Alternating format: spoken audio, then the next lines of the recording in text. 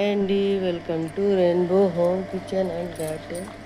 ఈరోజు మనం పాలకూర కోసుకొని పరోటాలు చేసుకుందామండి. అందుకని ఫ్రెష్గా పాలకూర కోస్తున్నాను. ఇది కోసుకొని పరోటాల్లో వేసుకొని పాలకూర పరోటాలు చేసుకుందామండి. చూడండి ఎంత ఫ్రెష్గా ఉందో. ఇదిగోండి ఎంత వచ్చిందో.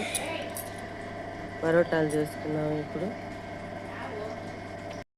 ఇదిగోండి బౌల్లో గోధుమ పిండి వేసుకున్నామండి.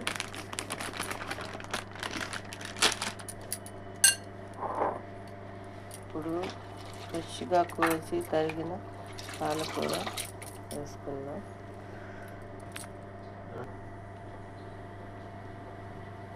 ఉప్పు వేసుకుందామండి. ఇప్పుడైతే ఇందులో పచ్చిమిరపకాయలు, జీలకర్ర వేసుకొని ముద్దలాగా కలుపుకుందామండి. ఇప్పుడు దీంట్లో కొంచెం నూనె వేసుకుందామండి. ఇలా ముద్దలా కలిపి పెట్టుకోవాలండి. చపాతీ పిండికి రెడీ చేసుకున్నాను. ఇప్పుడు చపాతీలు చేసుకుందాం. పాలకూర పరోటాలోకి రైతా చేసుకుందామండి. 1 కప్పు పెరుగు తీసుకుందాం.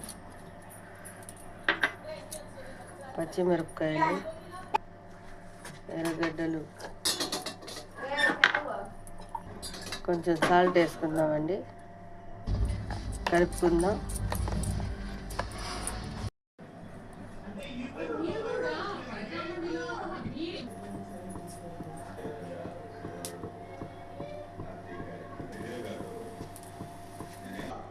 ఇదిగోండి పాలకూర పరోటాలు విత్ రైతా.